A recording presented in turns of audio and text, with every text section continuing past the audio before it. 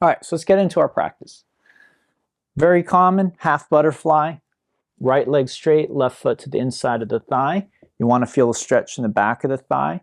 You want to feel safe, and you want to be comfortable enough to hold it. If you need props, forehead, forearms, blocks, bolsters, it's fine. You could sit on something, tilt you forward a little more aggressively, fine as well. Be mindful of support. You don't want too much. If you lose a stretch here, it's too much, okay?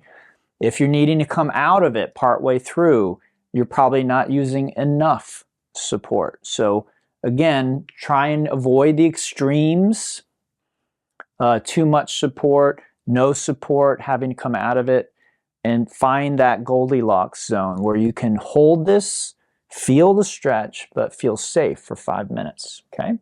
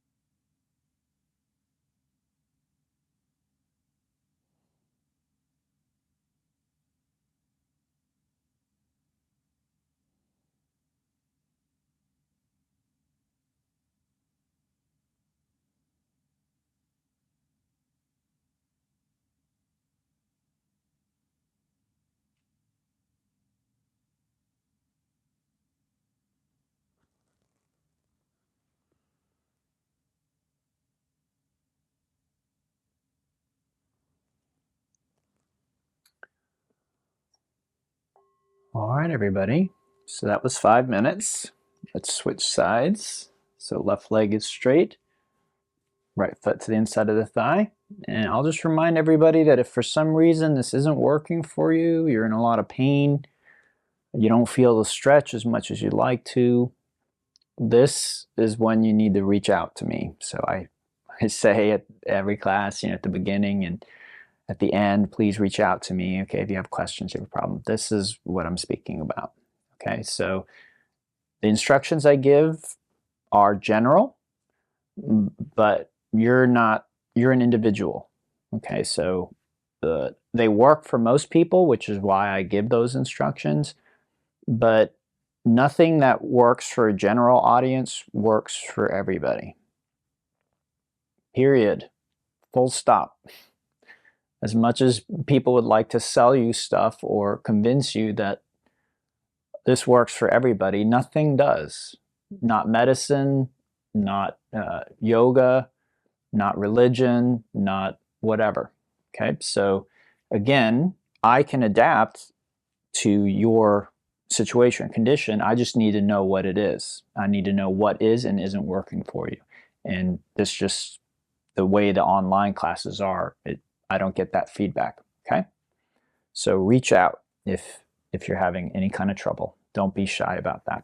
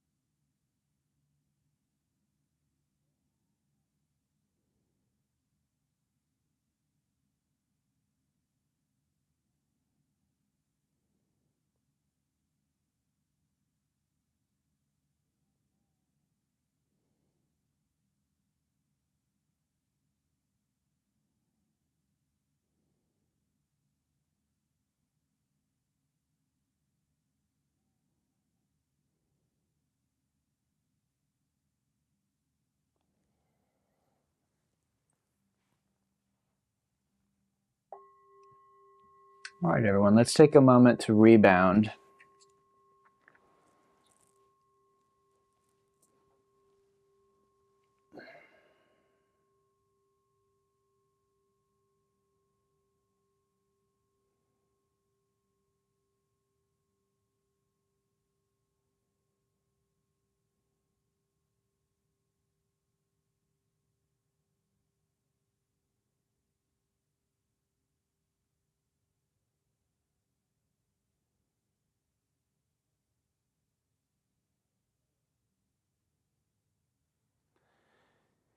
And then we'll bring our legs in, shake it off a little bit.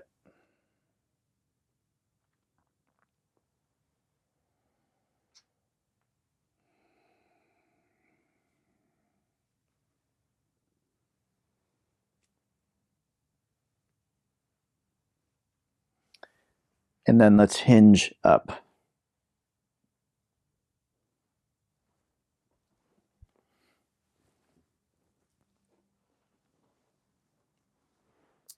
Once you're up, let's come into a tabletop. And from tabletop, we'll take the right leg out. And we're trying to stretch here. These are the adductors, the inside of the right thigh, the straight leg. Okay. Now your foot, or both feet really, can point in any direction you like. They can flex or they can point. Your hips can be over your left knee or press back toward your left heel. You could stay up on your hands like this. You could come down on your elbows as I was a moment ago. Some people even lay on a bolster, or some people might even lay flat on their on the ground, their chest on the ground. If you're down here, it might be nice to support your head with a block, which you're welcome to do. Or again, you could put a bolster, which is kind of like a body pillow. I don't know if you've never been to a yoga studio, you might not know what a bolster is, but it's kind of like usually a long bolster. It's usually in the shape of a square or like a tube. And you can lay on that for support. One thing that comes up occasionally is people, their knee, they might feel like a pulling on their knee there. In which case you might just put a block underneath that knee. That usually will take care of that for you. So again, if we're thinking in today's class about these 4 muscle groups, these 4 planes, that first set, we got the hamstrings, which are the back of the thigh here. Semimembranosus, semitendinosus, biceps femoris long head, and biceps femoris short head. Those are the 4 muscles that we have there that we were stretching in the back of the thigh. As a group, the hamstrings, their main job is to bend the knee. So when you bend your knee, those are your hamstrings doing that. The quads, which are here in the front, they do the opposite. They straighten the knee, okay, that joint. But right now, we're not worried about quads. These are the adductors inside the thigh here. Commonly, those are called your groin. So the groin is, again, this whole space in the inside of the thigh that goes from your knee up to your pubic bone. And as a group, those muscles pull your leg in. Now, I just want to say, by way of being very clear, is muscles don't necessarily just do one thing, or groups of muscles don't necessarily just do one thing. So I just want to be clear, that's a gross oversimplification. But the reason that we do that is because if you actually try and explain reality without simplifying it, it's just too complex for the human brain to understand. It just is infinitely complex. You know, biomechanics, there can be these extremely complex computer models that they use to try and understand movement and things like that. So usually when it comes to things like what we're doing, a little bit of information, you know, that encapsulates a lot of the truth or reality is better than no information at all. Okay. But the thing that we do want to be careful about is thinking that that's the whole truth. So I say this because, again, I've found, you know, teaching yoga for decades, that sometimes these oversimplifications you can run into problems if you believe that's the whole truth, if you believe that's all there is to it. So I just every now and then like to remind everybody, like when I say, oh, your adductors do this, it's probably not the whole truth. There's more to the story than that. But we just don't have the time, the energy, the resources to understand the whole picture. And in a lot of ways, it would actually, it's less valuable to us, honestly. Sometimes too much information can actually create problems, as strange as that might sound. And I'll try and illustrate that after we switch sides. I'll give you an example of that. Okay, so take your time. You might feel really sensitive. I do, usually after doing this one. So again, usually that's going to be not a bad thing. It's actually a good sign that you were able to stretch the muscles appropriately. There probably is going to be some sensitivity for most people, so not a bad thing as long as it's you know, reasonable, as long as you didn't permanently hurt yourself. Okay, so the example I like to give you is from science. So most people, when they think of science, they're thinking of something called Newtonian physics. You know, maybe if you study chemistry, you think of chemistry, but you know, when we think about if I pick something up and I drop it, it falls, you know, that's our quote unquote reality, that's science. We're thinking of Newtonian physics, generally speaking. Newtonian physics generally explains what we experience with our senses. So that's why it seems very real to us as human beings. It feels very real. Like, if I pick this up and I drop it, science tells us that because of the force of gravity, it's going to fall, and we can calculate the rate at which it's going to fall and the amount of force that's generated by the fall. Like, it all seems so solid and so real. But what's interesting for us is that in the last century, scientists like Niels Bohr, Einstein, and others, they began to develop theories like the theory of relativity Einstein created, and then Niels Bohr and others that he worked with began to work with quanta and develop quantum physics, and they discovered things like the observer effect, which is that the person studying whatever phenomenon it might be is actually affecting the phenomenon. So scientists like to believe that they can observe without affecting what they're observing, right? Oh, I'm observing the animals in their natural habitat. I'm not having any influence on those animals, right? We're like up in a tree with camouflage and we're watching the animals, you know, mate or whatever. We're not interfering with it. We're seeing them in their natural habitat. That's what scientists like to think.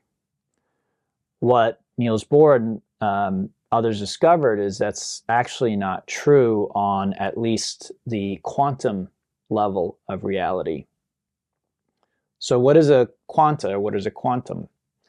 Well, all the stuff we see, most of us, I think, learned at one point or another, are made up of atoms, right?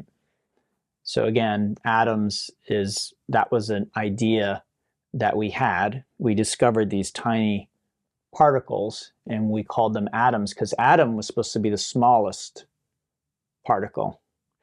So, you know, scientists thought, oh, we found the building block of everything. It's called the atom. Well, the problem is, what is the atom made up of? It turns out it's made up of neutrons, electrons, and so what are those made up of? Well, they're made up of quanta. Now, quanta are interesting because quanta are not physical matter. They're not particles, and they're also not energy. They're both. And this is where Niels Bohr's observer effect came into play. What they found is, depending on when and where these particles were observed, they were either physical matter, a particle, or they were an energy wave.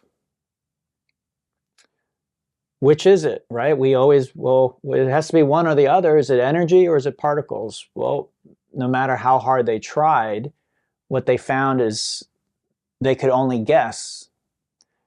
At given time and space, there's a probability that this will show up as energy or it will show up as a physical particle. Now, believe it or not, that's what everything is made of. You, me, this yoga mat that I'm on, it's actually energy, waves of energy, or again, particles. But we can't say for certain when we observe, if we were to go down deep enough with a tool that could allow us to observe the quanta, we don't know if we would find at any given time a particle or a wave of energy. So these were dubbed, probability waves. All right, let's go ahead and come on to that. I'll tie that all in, don't worry. I'm not done with explaining the tie-in yet.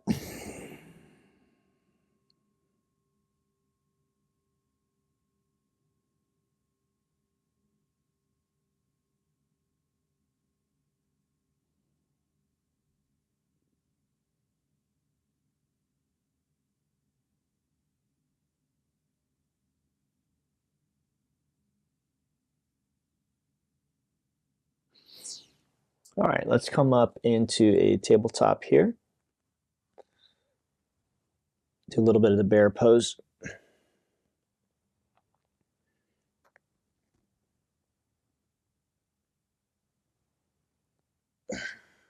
And when you're done with that, a little of the down dog.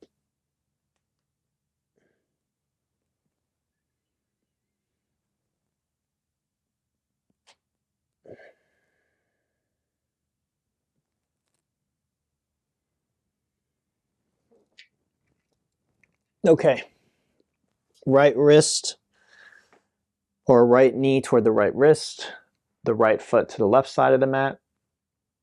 The foot can flex or point, the knee can point straight ahead or out at an angle, the hips can rock to the left or the right. We want to feel it here. These are your glutes, okay? So we're trying to stretch the glutes there.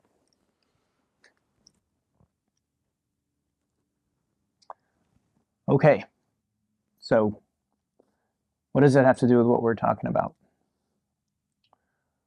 Well, quantum physics basically changed our understanding of the ultimate nature of reality. So, to put it another way, when quantum physics was discovered, Newtonian physics was, in a sense, proven false. The rules and laws that were observed using Newtonian physics, they broke down at the quantum level. So if you observed reality at a deep enough level, things like the force of gravity and some of these other laws, they began to fall apart. They no longer held true. Gravity no longer, the forces of gravity and other forces that were observed in physics didn't hold true anymore. So they're not ultimate truth. They're only relatively true. They're true within a certain sphere of reality, which is the one we live in, which is, again, why we tend to think of science in a very kind of rudimentary Newtonian physics way. Again, according to quantum physics, this mat, my body, the floor, the wall you see behind me is actually mostly empty space with some of these probability waves, a little bit of energy that can show up as energy or matter depending on when and where and who is observing it.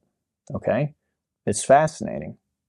And again, that's a deeper truth. That's more true than, oh, this is solid matter and you can't, move anything through it and all this kind of stuff. So the reality of our senses that we experience as human beings, and again, the reality of Newtonian physics, what quantum physics showed us is that's not really reality.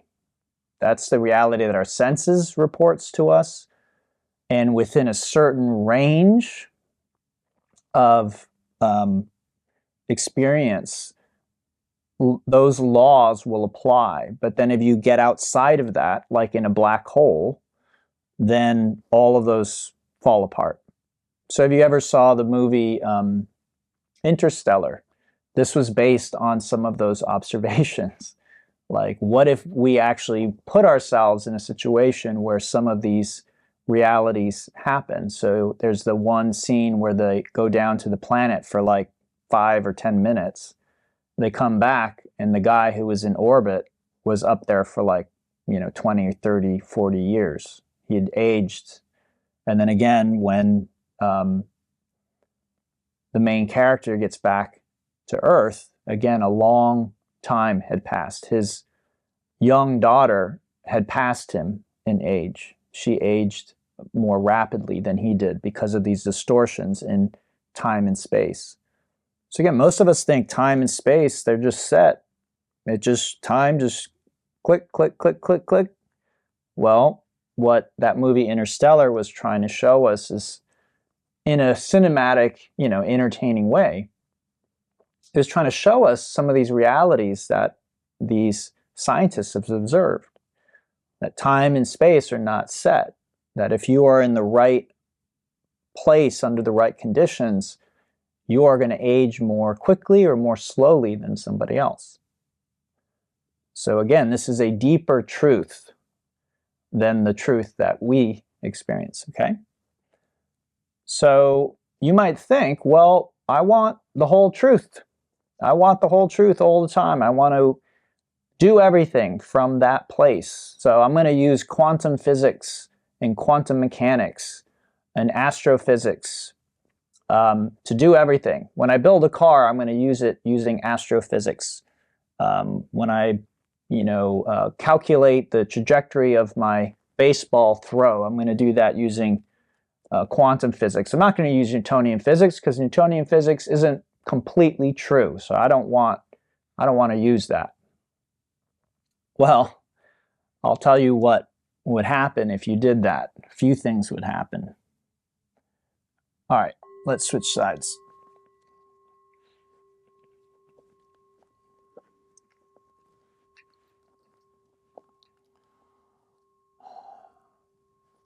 So one thing that would happen is you would have a immensely unnecessarily complex level of difficulty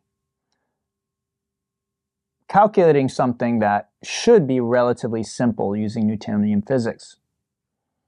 So even though Newtonian physics isn't the ultimate truth, it's useful in many situations. The simpler and the non-complete understanding of reality is simpler and easier to use than, the quote-unquote complete big picture, the ultimate truth. Okay? This is true of what we're doing as well. If we tried to look at every nerve and every vein and every muscle in the body just to figure out how to put our hips, and we try and say, well, the adductors do this and they do that and they do this and they play a role in that, and it becomes so much information that it stops being useful for what we're doing because we're just trying to move our body. Now, the opposite of that can also happen, though, in my opinion, and I think that that's what happens a lot of the time, is we're not getting given any information. So a lot of teachers teach in this way. And I'm not a fan. I'm not trying to put anybody down. I'm just explaining kind of my approach to things. So the opposite of that is just basically I bark orders at you. I just say, put your knee there. Stop doing that. Don't do that. That's dangerous. This kind of a thing. You have no understanding of why. You're just told, don't do that. Do this. Stop doing that. Blah, blah, blah. So what I'm trying to do is find a nice balance where you're beginning to get educated a bit about your body and about movement and the different parts of your body, how they work and what does what, a little bit, enough, so that you're beginning to understand why I'm asking you to do certain things.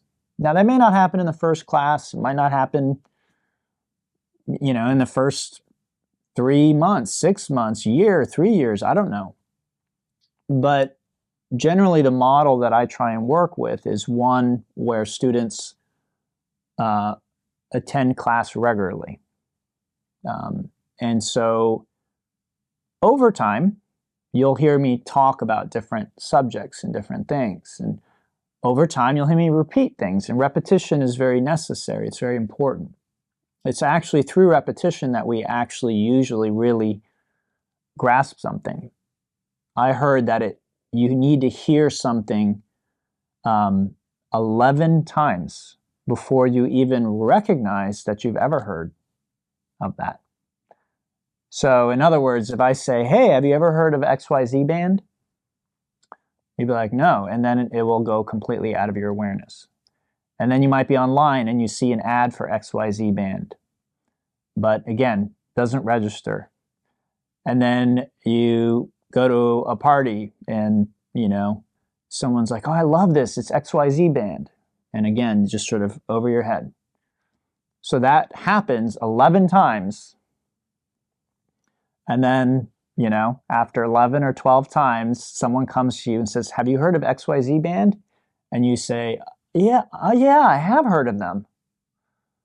Now for you, it seems like, maybe that was the second time you heard of XYZ band. But in reality, what the science tells us is you've probably heard that 11 times previously.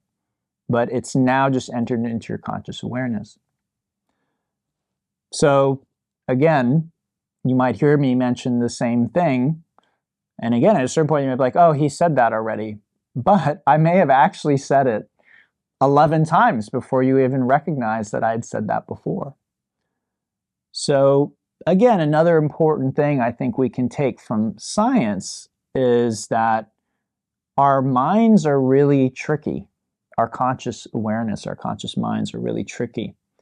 And they don't observe reality, information, or other people in a linear, computer-like way.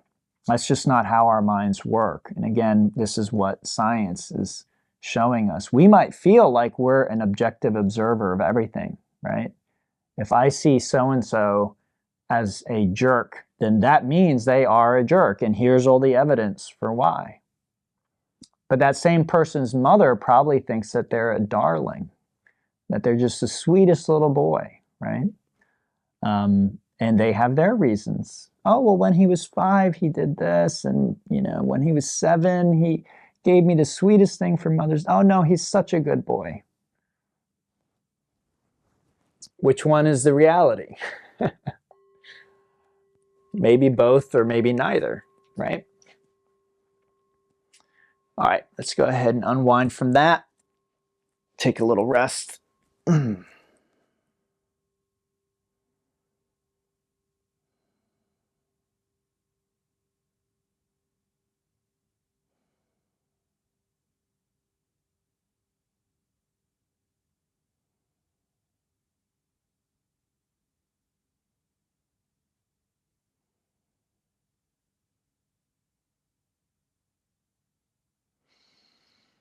Okay, let's bring the legs in, give them a little squeeze, shake it out.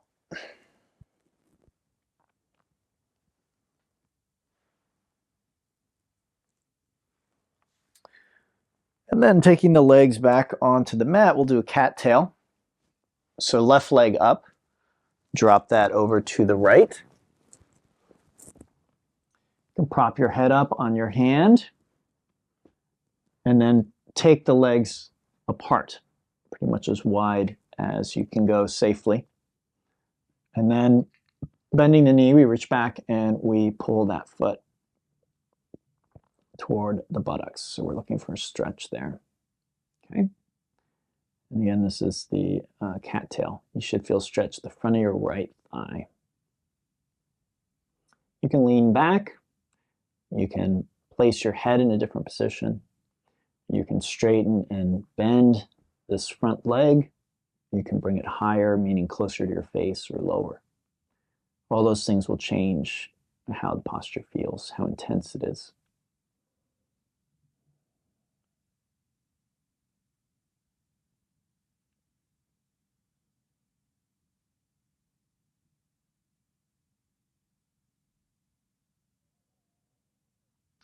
So anyway, it's a very similar situation we're in when I'm trying to teach you yoga. They're different time frames. So for instance, if I was thinking, if I knew I was only going to be able to teach you one yoga class, and that was it, and I would never see you again, then I may not bother, depending on how long the class was, I guess, but I may not bother trying to educate you at all about any of this stuff. Again, that might warrant the bark orders model, right? Just tell people what they should be doing. You don't have time to explain why they're doing what they're doing, right? That just bark orders at them. Try and keep them safe and try and help them get the beneficial effects of the class, right? So again, this is one way that I could approach teaching. You're in my classroom today. I'm probably never going to see you again. I am being paid to lead you through a yoga class. And so I am just going to try and do that as, again, keep you safe, help you get the most benefit you can. But I don't have time or energy to explain why I'm telling you what you should be doing. But again, I've been doing this for a long time. And I don't think you can get that much out of yoga that way. So maybe some of you can remember your first yoga class. I guess it made enough of an impact that you came back, which is good. But I think back to my first yoga class, it wasn't really a particularly impactful experience in a good way. And that just happens to be the class that I went. It could have been, I suppose, but a friend brought me to a class that she liked, and it was way, way, way harder than I probably should have been doing at that point because I had not done anything. I wasn't very active physically. I certainly wasn't doing yoga. And so I left that class. I wasn't like, wow, I need to do that again. That was awesome, or that was great. And to be honest with you, it was that style. It was the bark orders at you style. It's like, do this, do that. And there wasn't a lot of personalized attention. So it was kind of a sink or swim thing. Now, this is a teacher that some people really love. So again, this isn't a matter of that there's one right way. I'm just sort of explaining different possibilities. So again, one possibility is bark orders at people, sink or swim, you know, they're either going to make it or they're not kind of thing. Lucky for me, it wasn't such a negative experience that I wrote off yoga completely.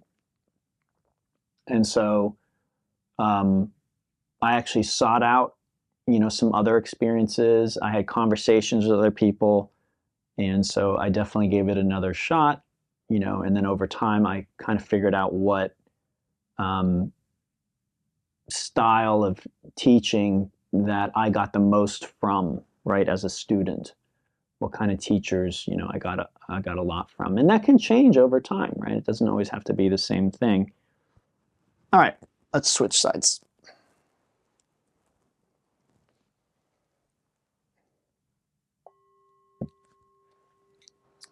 Okay, so the best way, I'm going to move so I can continue facing the camera. Probably the best way for you to do that is just to roll onto your back and then roll over to the other side. Okay, this is the cat tail.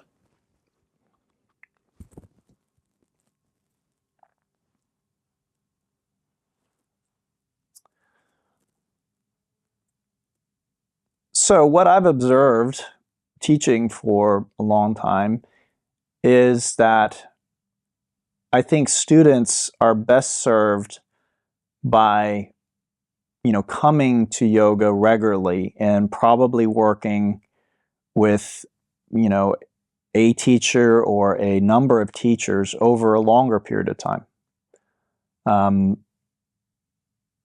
Rather than you know, taking a random class with this person and then a random class with that person and then a random class over here and a random class over there. I'm not saying that's wrong or bad to do. I just think that's really going to limit how much you get out of your yoga ultimately.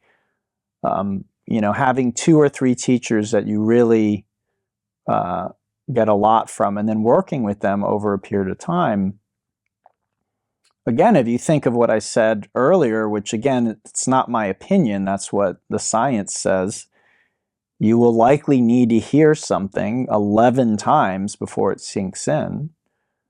And I know as a yoga teacher that yoga teachers talk about different things. They emphasize different points.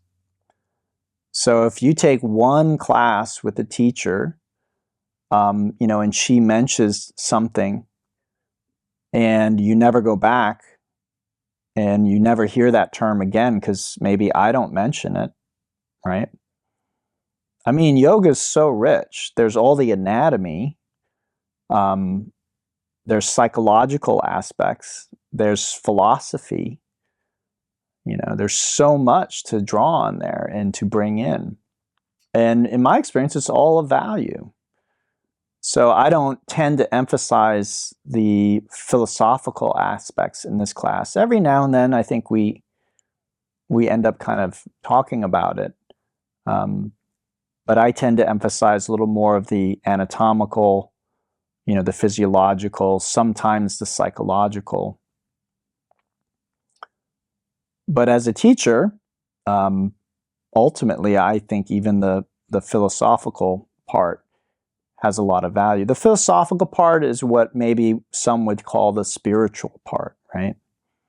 In fact, when I was in university and I signed up for an Eastern philosophy class, it ended up being, you know, basically spirituality, what we would normally call spirituality. So it was what today would be called Hinduism and Buddhism and Taoism, the philosophies of these, again, religions. So it's funny because some people would, you know, go so far as to say that Buddhism isn't a religion, it's a philosophy, right? Some people might say that about Taoism. And certainly yoga is not a religion. Hinduism is a religion, and Hinduism and yoga share a lot of symbology. They share a lot of philosophy. They share some of the great thinkers, you know, who lived in that culture. But this is a little bit like philosophy and economics. Philosophy is not economics, and economics is not philosophy, right? Yet, most of the early economists were all philosophers.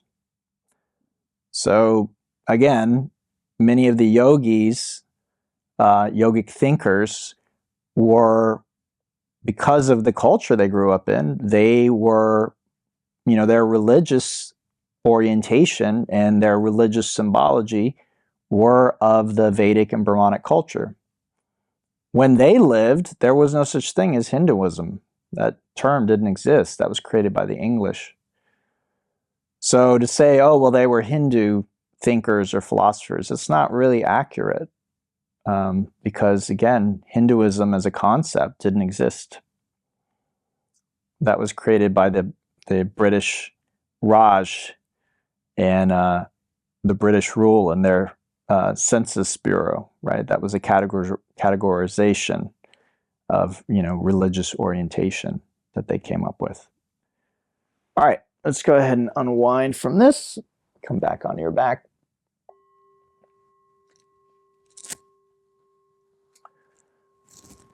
So anyway, as far as I think about this stuff, you know, you can teach, again, in a short-term view. You can teach with a longer-term view. I try and do a bit of both, especially when I have new people in class. I try and give them, you know, the basic information that they need to get through the class. But I also have an eye on this longer-term trajectory of the yoga student. Many of my students I've been teaching for years, some of them over a decade, and they still take class with me and they still learn things from me. So the truth is that to get the most out of yoga, there are things that will take time to learn, time and repetition. So it's not something we can rush as far as I'm concerned. It does require that sort of willingness to come back over and over. All right, go ahead and bring your legs in, give them a little squeeze, shake it out. And again, lately on Fridays, I've been sort of emphasizing that, you know, if you want to rest, if you feel like that would be helpful for you, by all means, go ahead and do that. But we sort of rest as we go. So if you want to jump right back into work after giving yourself a shake out, go ahead. As usual, please do reach out to me if you have any questions about anything. Otherwise, I hope to see you on Monday for the more vigorous class. Okay? Have a great weekend.